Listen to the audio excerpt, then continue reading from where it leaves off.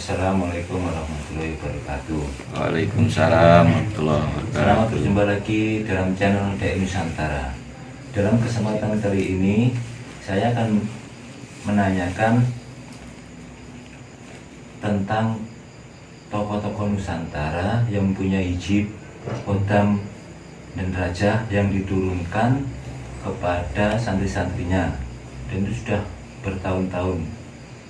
Apakah akibatnya kepada santri-santrinya dan keluarganya? Mohon penjelasannya kepada Ki Ageng Mahfudzi biar jelas dan diterima kepahamannya bagi diriku, khususnya saya, kami, dan umat seluruhnya. Mohon penjelasannya, monggo. Assalamualaikum warahmatullahi wabarakatuh. Kami sebagai tokoh DI Nusantara, saya hanya berniat baik. Saya tidak ada niat untuk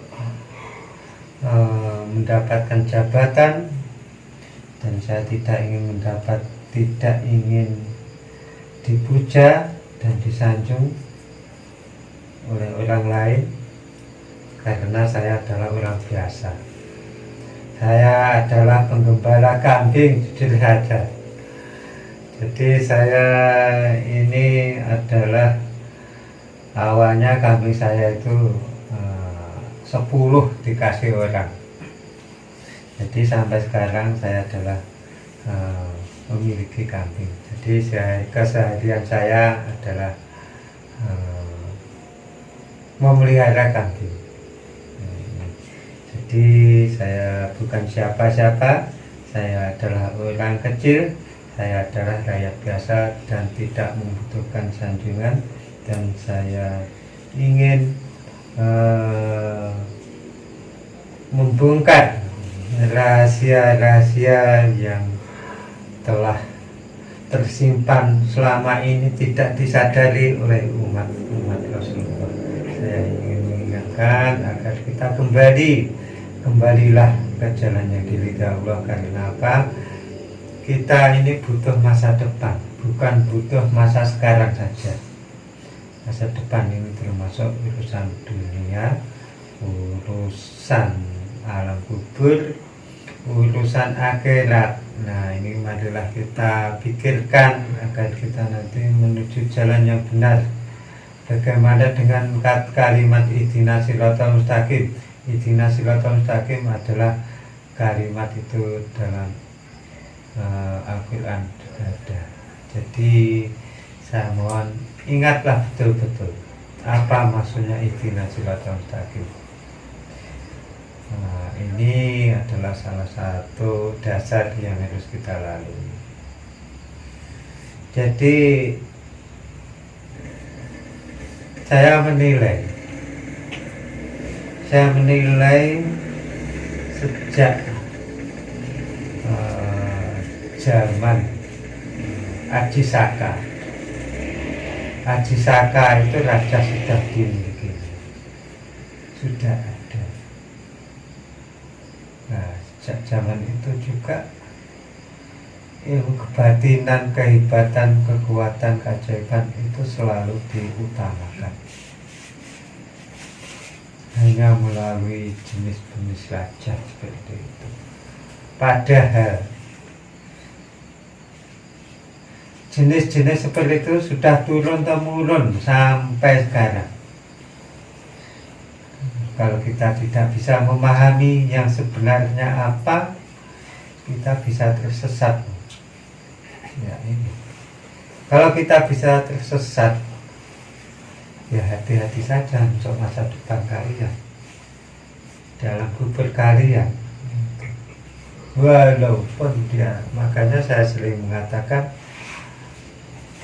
jadilah buah pepaya, manisnya buah pepaya, kuningnya buah pepaya itu dihasilkan dari batangnya pohon pepaya itu sendiri, dihasilkan dari daunnya pohon pepaya itu sendiri, bukan manisnya pepaya tadi dihasilkan oleh gula.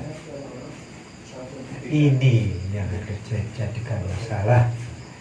Jadi kita harus benar-benar pada poros atau pada jalan yang satu.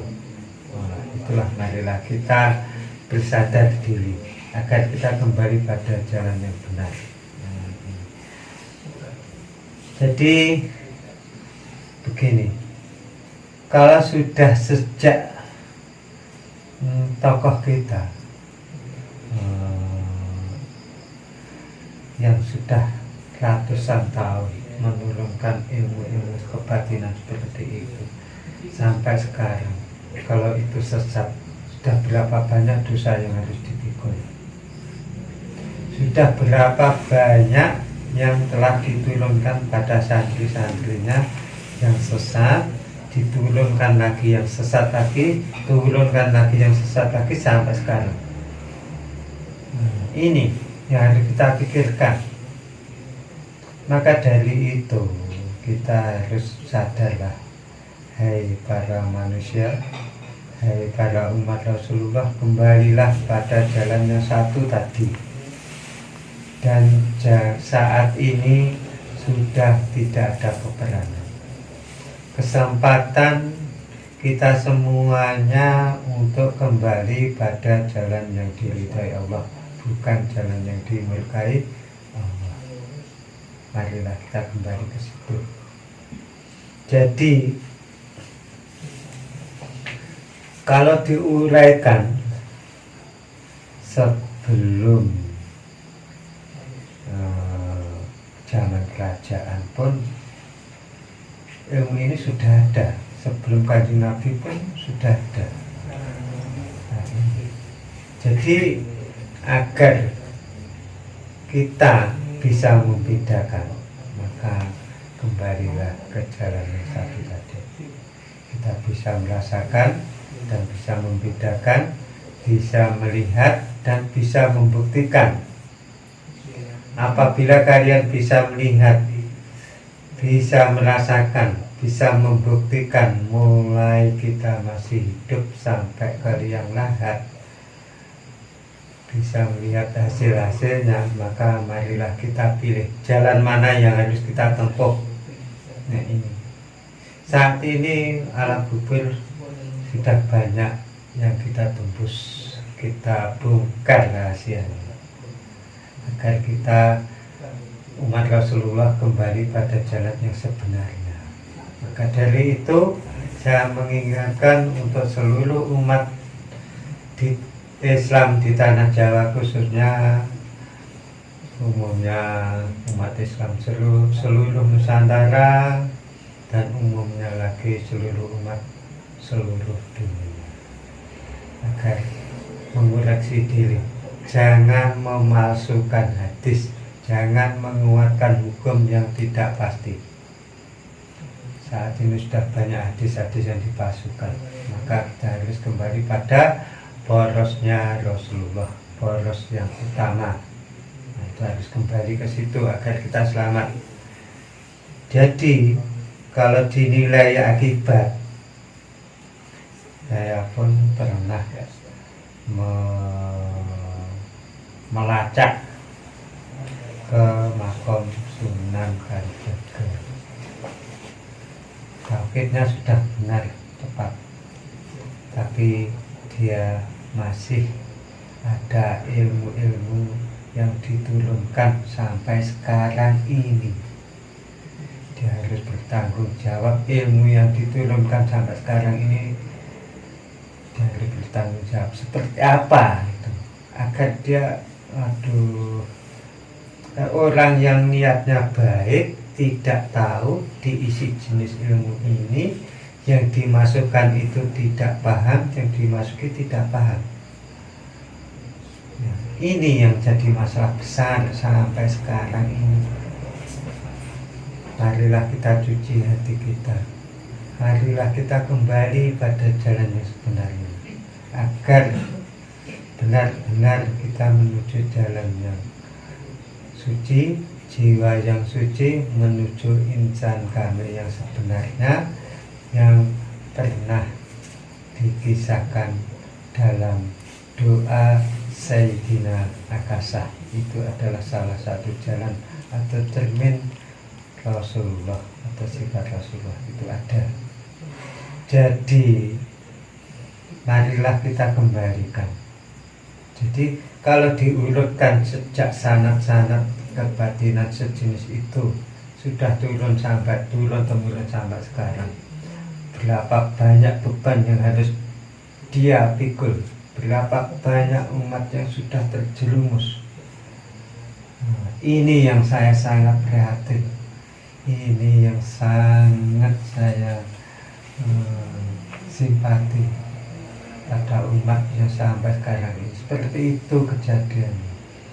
Marilah kita sebagai Dai Nusantara ingatlah, berkorbanlah, dan berjuanglah dengan hati yang ikhlas, jiwa yang suci, dengan simbol-simbol yang dimiliki Rasulullah. Marilah kita ikuti perjalanan beliau dan kembalilah pada hakikat yang sebenarnya.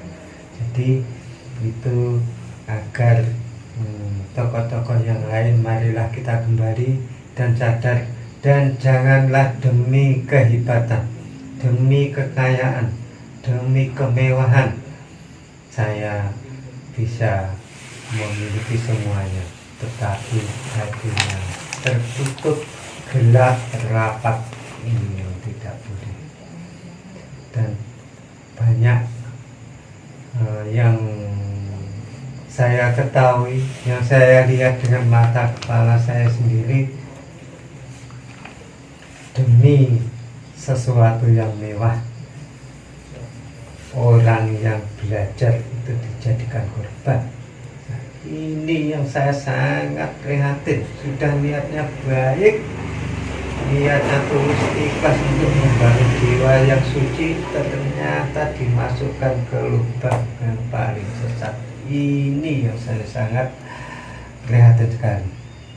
Jadi, ya Allah, ya Rasulullah, bangunlah umatmu, sadarkanlah umatmu. Saat ini sudah banyak terjerumus sampai tempat yang paling dalam, yang banyak yang ditenggelamkan oleh pasukan Dajjal maupun pasukan iblis yang saat ini sudah menggerogoti umatmu. Ya Rasulullah, sadarkanlah dan berilah petunjuk untuk umatmu akhir zaman. Saat ini umatmu akhir zaman adalah sudah yatim piatu. Saat engkau hidup, umatmu belum yatim piatu. Maka ya Rasulullah, ya utusan Allah, datanglah ke tim Dai Nusantara untuk mengingatkan umat-umatmu yang saat ini sudah terjerumus terlalu dalam, dan berilah ilmumu untuk membangun umatmu kembali pada hakikat yang sebenarnya, ajaran yang engkau miliki.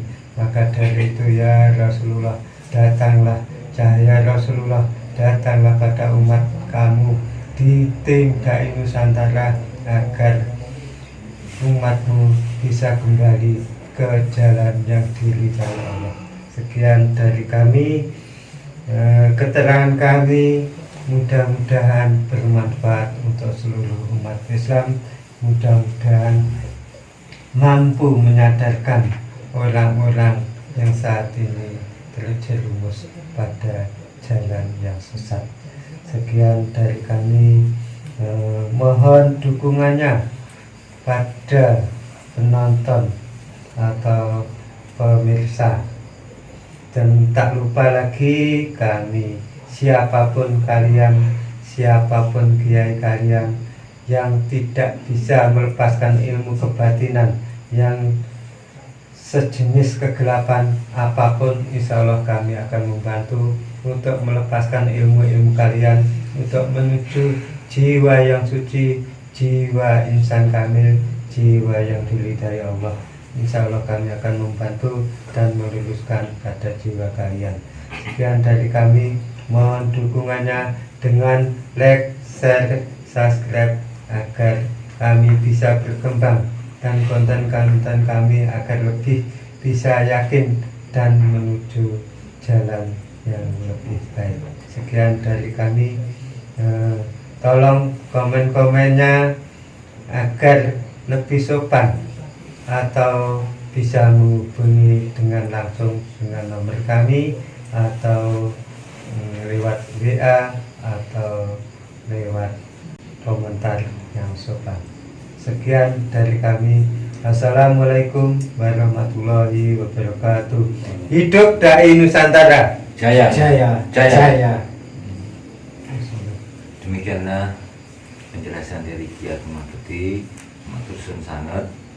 Untuk jelasnya, ada kurangnya lebihnya kami mohon maaf. Wassalamualaikum warahmatullahi wabarakatuh. Insya Allah.